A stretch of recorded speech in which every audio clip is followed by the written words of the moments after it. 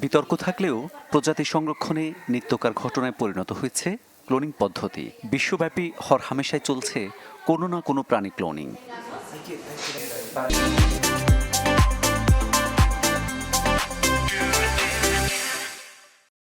সেই তালিকায় এবার যোগ হলো পাসো ঘোড়া।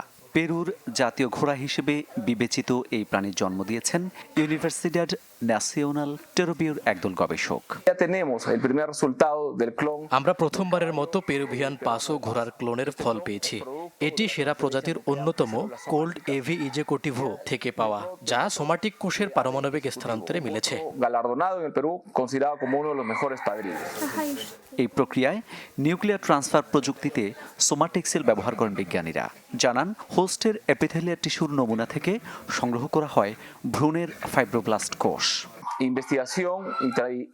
2017 সালে শুরু হয় আমাদের এই যাত্রা। প্রথমে পাঠদান ও গবেষণার উদ্দেশ্য থাকলেও পরে মনোযোগ দেই ঐতিহ্য সংরক্ষণ এবং গুরুত্বপূর্ণ কাজে সমাজকে সমর্থনে। গবেষকরা বলছেন, উচ্চ জেনেটিক মূল্যের প্রাণীদের সংরক্ষণ এবং প্রজনন করাই ক্লোনিংয়ের মূল উদ্দেশ্য।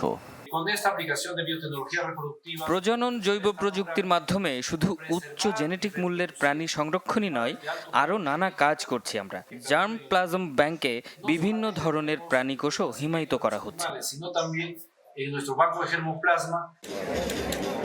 মরুভূমি ও উপকূলীয় উপত্যকায় অক্লান্ত চলাচলে বেশ পারদর্শী পেরুভিয়ান পাসো দক্ষিণ আমেরিকায় নিয়ে আসে স্প্যানিয়ার্ড এবং অন্যান্য ইউরোপীয়রা।